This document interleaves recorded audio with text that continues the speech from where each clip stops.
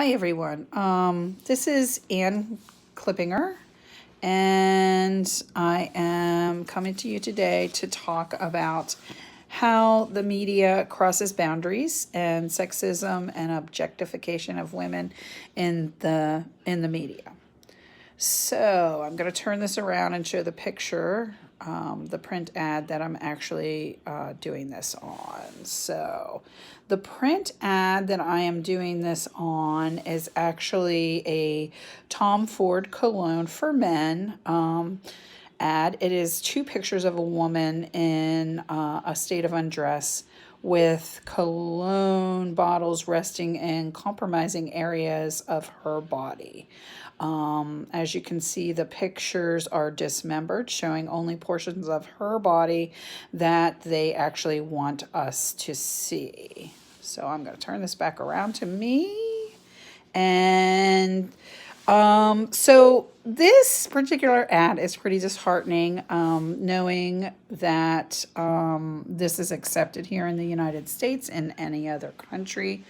As the mother of a daughter and the grandmother of two granddaughters, I scratch my head thinking, how in the world do we explain why this is allowed?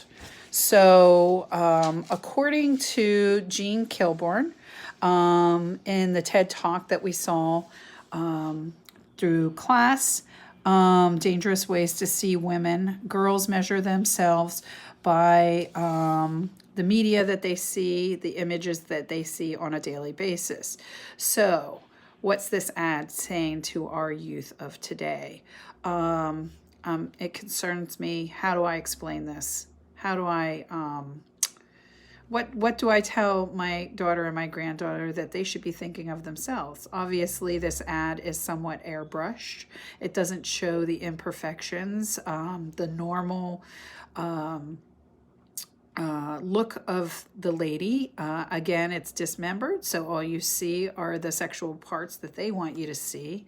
And what that actually, Jean Kilburn has said that this type of ad is very dangerous and can lead to things like sexual violence and intimidation. We also did a article in class from Devin Drabek, who wrote The Sexualization of Women and Girls. And in the article, she reminds us that ads like this have become the norm. And that's very sad for this society. And they also almost seem to be becoming more pornographic. They lead women to a negative self-image and they can also create depression and eating disorders in women, because we do measure ourselves to these types of ads. Social media in particular for the youth of today has become a place of misogyny. Terry Gross did a interview entitled Teen Girls and Social Media, a story of secret lives and misogyny. So Gross interviewed a writer by the name of Nancy Jo Sales, who actually had spent time with some young teens and preteens of today who spend time on social media, and they have described that pornography is actually affecting their lives in a somewhat violent way with their online lives. They are actually having guys asking them to send them nude selfies, which even though they know the consequences of this, they are doing because they are being threatened by these guys.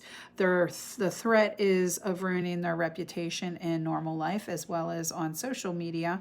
And as we know, this can be very detrimental to girls at this age.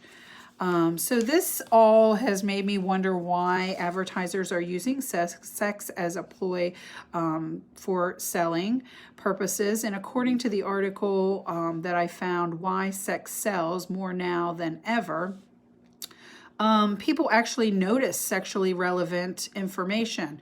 It jumps out to them. People are also thinking that if I buy this, I'll get whatever they are putting into the ads. So if I buy this Tom Ford cologne, I'll get the girl that is in this ad. Although we all know that not to be true, that's the way our minds think.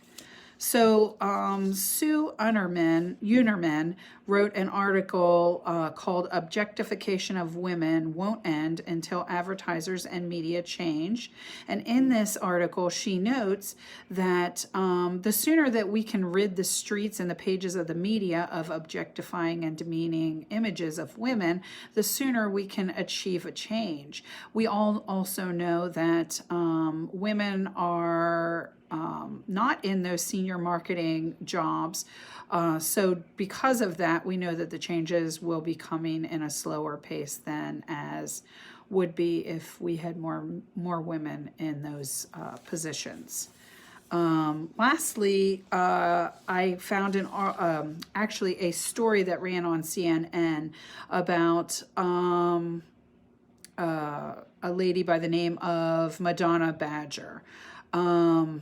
And the story's name is How to Create Ads That Don't Objectify, because of course we want to strive for change.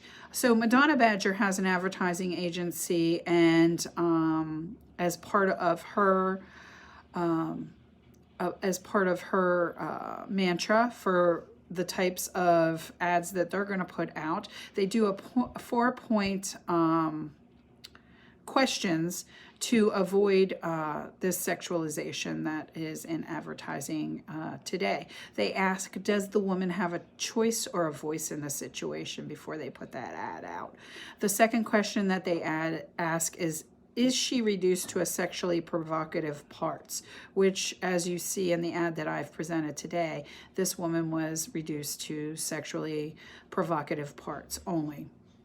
Also, they ask, is the image manipulated beyond human possibility?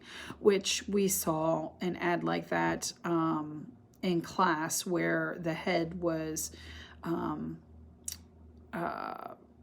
much bigger than what the pelvis was, and that is humanly impossible.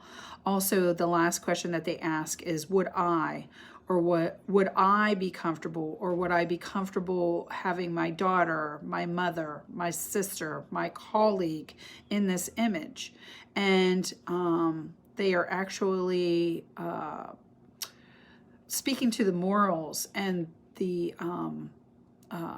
the way people think, and if they feel that this image is okay for their mother or their daughter to be in, then they think that it's going to be acceptable advertising. So the fact that they are utilizing